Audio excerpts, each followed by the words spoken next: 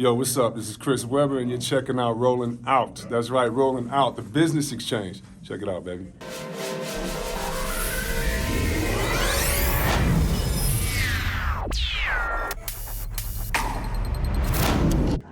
All right, rolling out. We are here today at the Best Luck conference this year in Atlanta, Georgia. And this year we have Chris Webber as one of the keynote speakers. Chris, how are you doing? I'm doing good, bro. Thank you. Oh, man, that's Thank you for letting amazing. me be on here with you. Oh, no problem. The honor is mine. And it's always an honor when I see you. I remember the last time I saw you, I was in Jada's shoes. I was a senior at Georgia State. I was shadowing at Turner for Ernie Johnson. Oh, wow. And I told you that it's always cool when I see you because you were my first autograph ever. That is what's I was like 6, 5, 7 years old. You were my first interview at the Hawks game. That's You crazy. was number 4 with the Sacramento Kings. But man, I guess just first things first. The reason why you're here is business.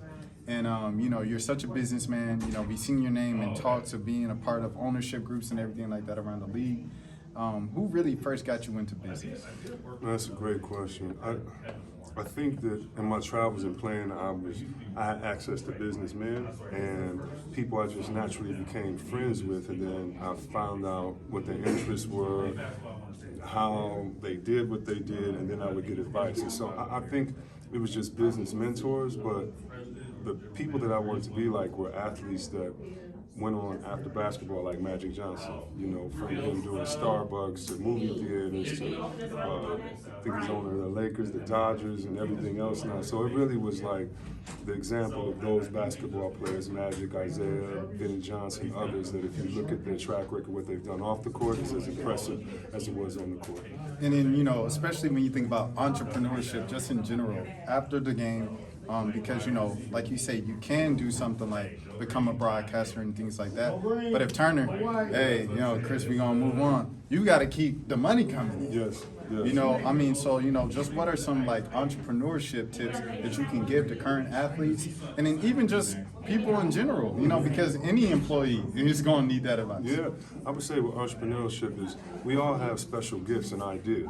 And we've all had an idea that we said, wow, someone else did it later on. And maybe that wasn't our time, but it shows you that these thoughts are there. It's really, can your idea match up with your work ethic? And can you persevere through frustration? That's all it is. It's a lot. But to anyone out there, it's within you. Whatever your natural talents and gifts are, whatever you truly naturally have an interest in, whatever is really not working because it's that much enjoyable, even if it is that stressful, then that's where, to me, you start your entrepreneurial road and you do what you have to till you do what you can. And so I think a lot of people just need to understand it's always baby steps, even until it's that big step. And we think it's going to happen overnight, and it can, but I think more so it's just the mentality of let me be patient, let me persevere, and go for my goal. So it's in us, it's in each individual person. It's just for up to each individual to say, what is my gift? What is my goal? What do I want to bring to the world? 100%. And what is that for you? Wow, it's a lot, bro. I want to bring access to black men and women that don't have access. One of the things we're held out of is access, and there's usually access to capital. If there are redlining areas in Chicago where we can't buy a home, how are you going to get a small business loan? And so for me, it's just really been trying to work with debt providers, banks, and others to say, look at these people with goals and dreams right here. You can invest into their dreams and into their goals, and it's been pretty successful, especially in New York right now, where we're helping out along with the state of New York entrepreneurs in cannabis. And so it's going to be one of the most lucrative spaces in the country, and I don't know of any industry that has included black people. It wasn't the cotton industry. It wasn't the auto industry. It wasn't tech. And so cannabis, what we're doing in New York is that we're trying to right the wrongs of the past, of those being targeted by outdated laws, and now cannabis companies, billion-dollar companies, can come into these neighborhoods where people were profiled and arrested and now come in and sell that same product. And so right now what we're doing is we're funding those entrepreneurs, those business people that are opening up dispensaries in their area the same way they probably and their family were affected in that area. So just trying to bring access to capital and infrastructure to some great people that need it.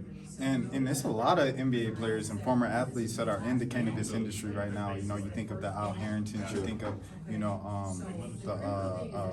Well, I'm singing all the smoke, all the smoke. Oh, all yeah, the Matt smoke. Barnes. Matt That's my guy. Barnes, Matt Barnes, Shout out to Matt Barnes. Matt. You know My what I mean? brother. All those guys in there. You know, so you guys are really doing like kind of like, I don't know, just flipping it and really doing it. I think it's dope. You also have the book here. What's going on with the book and everything. Shout out to the book. Yeah. So my book is called By God's Grace, and it's just a reflective look back on my career, things that I've been through, challenges that I've had from the time out to being the #1 pick. But it's really like just thanking God for the people that were in my life that held me accountable, that held me up during the tough times. And so really I hope that it's inspiration to people out there to kind of look at the full context of what's going on, because you can get thrown off track by thinking things are worse than they are. And I believe that when we concentrate on the good, the people that are around us, you can keep blinders on, you can stay focused, and then you can address all the BS after. But all of the negativity is just to derail us. That's all it is from becoming who we are. And so hopefully it inspires some people to embrace who you are and put up with the BS and knock it out, because it's in you. It's in all of us. Chris, I want to wrap up now with a couple of basketball questions, if you don't mind. No, yeah. All right, so here we go. So, Sack. You've been doing this since you was even 6. You better have some basketball questions, homeboy. So, and you were also the first time, like, my name, like, my screen name was read on live on NBA TV with Andre Aldridge, and you were up there and you said, because it was Jeff 3006, and you said, oh, man, I know you from Atlanta. You get that from Andre 3000? Yeah. I was in 8th grade. I thought that was, like, the coolest thing. I was like, oh, my gosh, Chris Webber just Anyway, but you didn't have the braids, though.